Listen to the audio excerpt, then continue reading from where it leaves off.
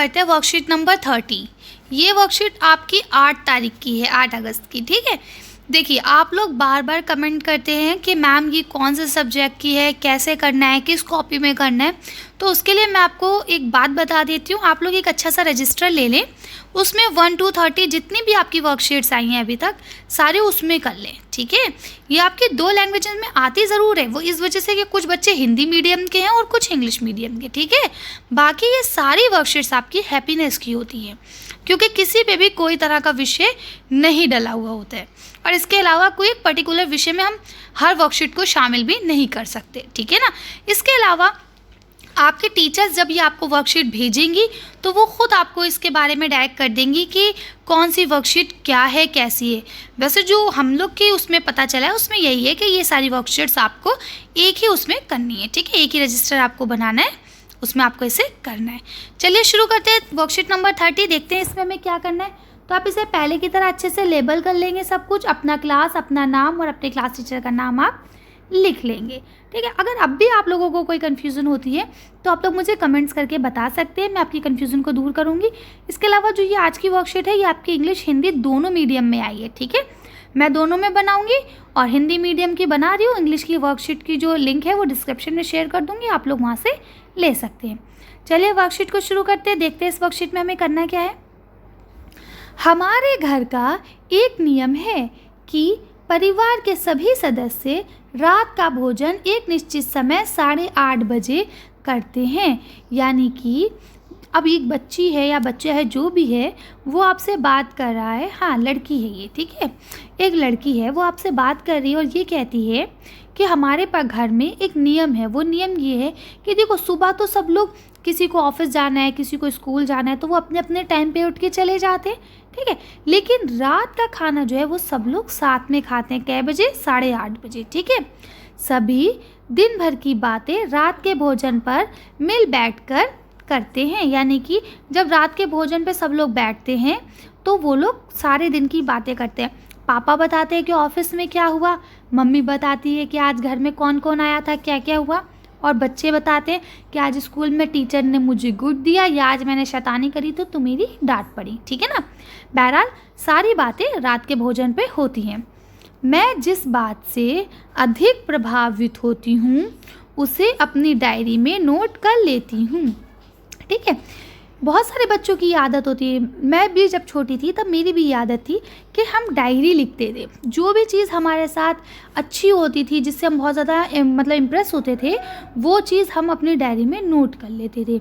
जैसे मान लीजिए कभी हमें प्राइज़ मिला या कभी हम कोई कंपटीशन जीते तो उस चीज़ को हम अपनी डायरी में नोट कर लेते थे, दिन तारीख सब कुछ डाल के। ठीक है, तो वही वो बच्ची भी कह रही है कि सबसे जो अच्छी बात लगती है मुझे, जो मुझे बहुत ज़्यादा इंटरेस्टिंग लगती है, उस बात को मैं अपने डायरी में लिख लेती हूँ। ठीक है, चलिए डायरी लिखना वैसे भी बहुत अच्छी बात है।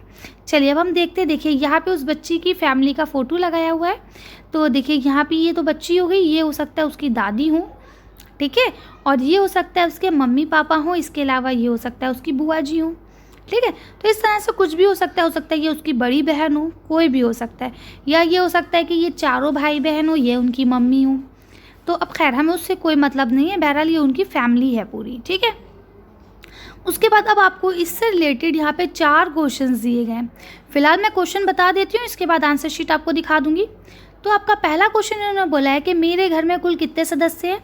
तो आप सिंपल आंसर लिख देंगे, कितने सदस्य हैं इनके घर में, देखिए 3 और 2 5, तो आप यहाँ इसका आंसर 5 लिख देंगे। ठीक है, कितने सदस्य हो गए? 5। चलिए मैं आंसर शीट आपको बाद में दिखा दूंगी, तब आप लोग वहाँ से देख लेंगे आंसर। चलिए सेकंड क्वेश्चन है, आपके अनुसार क्या घर में नियम होना ज़रूरी है, क्यों ज़रूरी है, अनुमान लगाइए। ठीक है, तो अब देखिए घर में नियम होना ज़रूरी है। ठीक है, जब नियम होते हैं तभी एक चीज़ परफेक्ट होती है, अगर नियम नहीं होंगे तो सब चीज़ रेलगाड़ी की तरह इधर उधर भागने लगेगी, है ना। चलिए खैर आंसर शीट में आप लोग देखेंगे आंसर। थर्ड क्वेश्चन, मिलकर बातचीत करने से आपसी संबंधों पर क्या प्रभाव पड़ता है। आपका फोर्थ क्वेश्चन है, मेरी तरह आप भी किसी भी एक दिन की दिनचर्या होता है यानी कि डेली रूटीन को डायरी के रूप में लिखने की कोशिश कीजिए। यानी आप भी एक दिन का जो आपका, आज जैसे आप कहीं घूमने गए हैं या आज का जो दिन आपका कैसा रहा, उसको आप डायरी में लिखें। चलिए अच्छा, अब हम लोग वर्क आंसर शीट देख लेते हैं, तो फिर इसके बाद वीडियो को फिनिश करेंगे। का पहला क्वेश्चन क्या था कि मेरे घर में कुल कितने सदस्य हैं, यही पहला क्वेश्चन था आपका, है ना। तो इसका आंसर हम क्या लिखेंगे, मेरे घर में कुल 5 सदस्य हैं, ठीक है। क्योंकि उसके जो लड़का है, जो बच्ची आपसे बात कर रही थी, उसके घर में कुल कितने सदस्य दिखाए गए हैं आपको पिक्चर में, 5, ठीक है। नेक्स्ट क्वेश्चन उसमें था कि आपके अनुसार क्या घर में नियम होना ज़रूरी है, अगर है ना, क्यों है, तो फिर बताइए क्यों ज़रूरी है, ठीक। तो मैंने इसका आंसर क्या लिखा है, हाँ, घर में नियम होना ज़रूरी है। क्यों, क्योंकि नियम से जो है जीवन में अनुशासन आता है। यानी कि आप देखिए, अगर हमारे घर में नियम है कि हमें सुबह उठ के एक्सरसाइज करना है, ठीक है, तो ही तो आप करेंगे। आप अगर नहीं है तो कैसे कर सकते हैं। या लोगों के घर में अक्सर होता है कि रात का खाना एक टाइम पे सब मिल के खाते हैं, है ना। तो नियम से जो ज़िंदगी है वो अनुशासित होती है। इसके अलावा अगर नियम नहीं होंगे तो कोई कहीं कुछ करेगा, कोई कहीं कुछ करेगा, है ना। इस नियम का मतलब क्या हो गया, एक तरह से कानून, ठीक है ना। चलिए नेक्स्ट क्वेश्चन आपका था कि मिलकर बातचीत करने से आपसी संबंधों पर क्या प्रभाव पड़ता है, ठीक है। तो इसका हमने आंसर क्या लिखा, यानी कि ये आपका थर्ड क्वेश्चन हो गया। तो इसका हमने आंसर क्या लिखा, आपसी रिश्ते अच्छे होते हैं, ठीक है। यानी कि जो आपसी रिश्ते हैं वो कैसे होते हैं, अच्छे होते हैं, ठीक। इसके अलावा एक दूसरे को समझने में आसानी होती है। क्यों, क्योंकि जब हम किसी की बात करते हैं, किसी को आपस में ही, भाई बहन आपस में, तो समझते हैं ना कि वो कैसे माइंड का आदमी है, किस तरह से सोचता है, ठीक है ना।